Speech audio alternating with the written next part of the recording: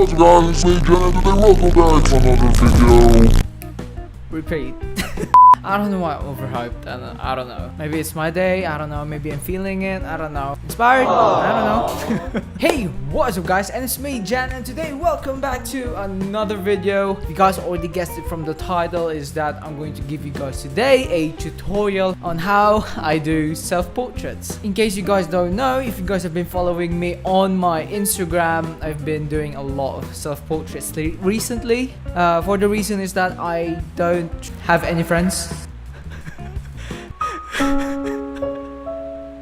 Yeah, I don't have any friends that I can depend much on when taking me a photo, because no offense, but it's just that when they take photos of me, the outcome is not always what I at least expect. If I have a friend that's good at taking photos, then I would have depended on them and giving me some good shots and good angles and different kind of stuff. So you guys have been asking me a lot, like,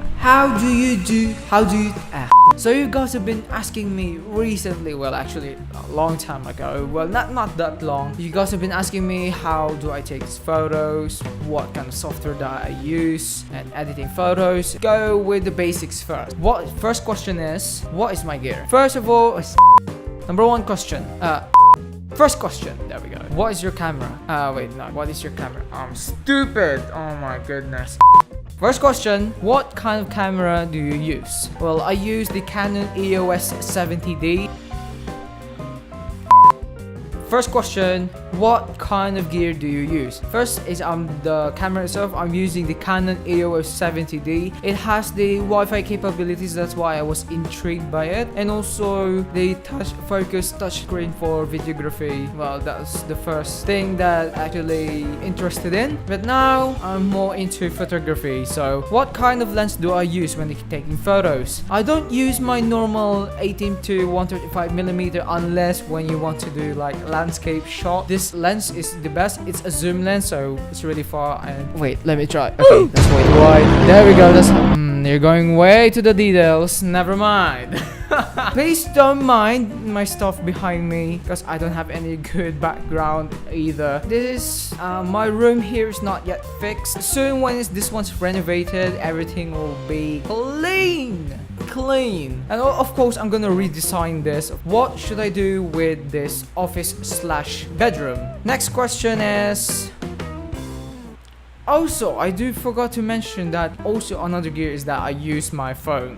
Your phone acts as a remote control when actually taking photo, because there's a specific app where you can connect it to your camera via Wi-Fi and just control it using your phone. So it saves your time rather than using the timer itself. I'll be explaining that later in a few moments. Next thing, what kind of software that you use when editing your photos? So the first thing is I use Lightroom CC. Before actually using the Lightroom, make sure the camera file that you're using is completely raw rather than JPEG, because if you're using JPEG, it's a compressed lossless data. So I don't know if I explained that properly. I'm not really good at this kind of thingy technology stuff, and I'm too lazy to research it. So if you're curious about it, you guys can just like Google it. RAW versus JPEG. Basically, if you actually edit a JPEG photo in Lightroom, when you're adjusting the exposure, if it's too bright, when you want to lower it down, the data is gone, because the amount of process that the camera does to your photo is already gone. The software of the camera deals with photo itself. If you're using RAW, I don't know if I explained that properly, but if you're using RAW, the camera does nothing. From what you see is what you get, especially the colors and stuff, and also the details are there even though it's underexposed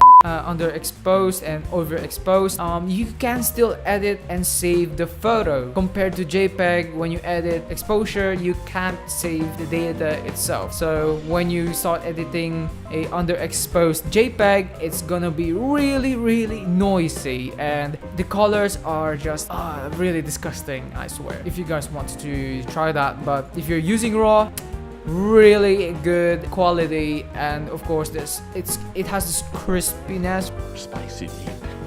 Yeah, boy.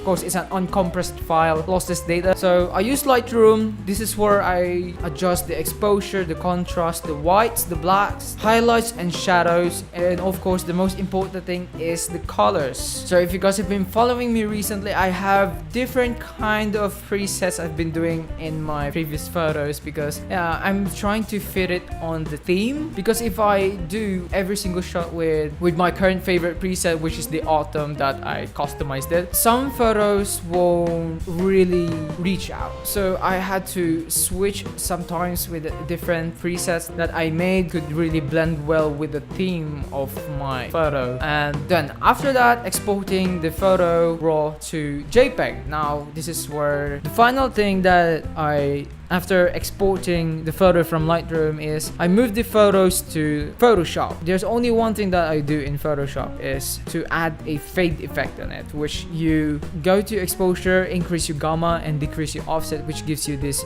fade effect, aka vintage effect. So it gives this really 90s vibes or maybe Polaroid effect. And also if there are some parts that I want to actually edit out, like for example the fairy lights, there's some parts that the lights doesn't bounce to your glasses, so I use Photoshop and some internet photo. I just drag it over there and just edit it out and just try my best to actually blend the fake bokeh to bokeh, not bokeh. Bokeh is different. My best to actually blend the bokeh to my eyeglass, so it gives this really amazing effect, and also to my background and to my foreground and so on. So that's the power of Photoshop. So after Photoshop, voila. Then the next thing, after editing Photoshop, I move the photos to my phone, of course. Then the app that I use most of the time, because I want to make a pattern on my Instagram to give you guys a really cool feed, the application that I use is InstaSize. It basically gives you like a white border. The application automatically controls your photo and just like adjust it for you so that it could give you those white borders. If you're using a landscape, like the top and bottom white border.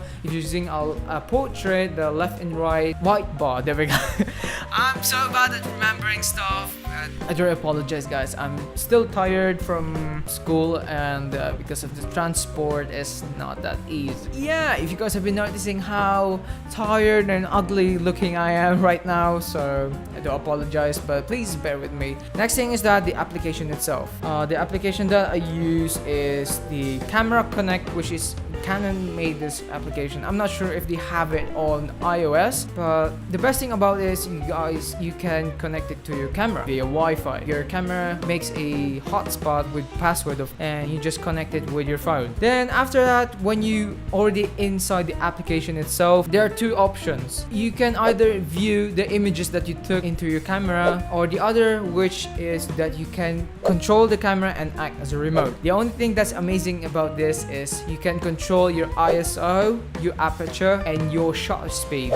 And also there's a lot of things that you can do. That is really amazing about this application. It really saves me time and saves more energy compared to using a timer and finding someone else to actually assist you. So don't worry, guys, most camera nowadays have Wi-Fi capabilities implemented on the camera itself. That's how, since technology nowadays have been evolving.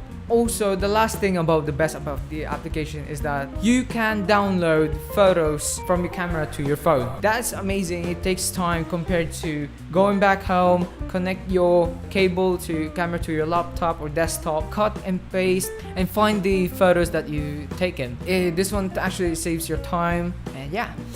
I've been saying a lot of senseless words. To apologize on that one. Application, it saves your time and saves you more energy compared to timer, where you actually go back and forth. You have to click the shutter button and you have to use the manual focus. So when you take the shot, you can be back in place and the camera should be focused on you, because if you're using an autofocus, if you take the shot, camera will focus on the foreground or background without the subject. It's really hard, and it's tiring. because you have to, for example, if you want to sit down and take photo in a grassy area, you have to stand up and sit down so many times, because in this one, when you're using the phone as a remote. The photos that I took was like 20, so it saves me time. I just have to sit there, pose, and no worries, no energy to be wasted just posing and pose and just like use the application itself. Yeah guys, I know my explanations are all over the place. I'm not basically a technology guru, a tech guru. I'm not really good at making scripts, so this is pretty much everything is impromptu. So I do apologize if there are some parts that are really confusing, but if you guys want to ask me questions, you guys can leave comments down below and I'll answer every single one of them. Or maybe give you like a heart, you know. Bruh. Yeah, that's pretty much it. Hopefully you guys learned something today with my really crappy tutorial. I know I'm not really good at explaining stuff, and yeah, if you guys want to follow me on my social media links, everything will be in the description below. All my Instagram, my Facebook, and my Twitter account. Yeah, hopefully you guys enjoyed it. Please give it a thumbs up, subscribe if you're not yet subscribed, and also don't forget to hit the notification bell so you guys will be notified when I uploaded a new video soon. And yeah, see you guys in the next video. Bye.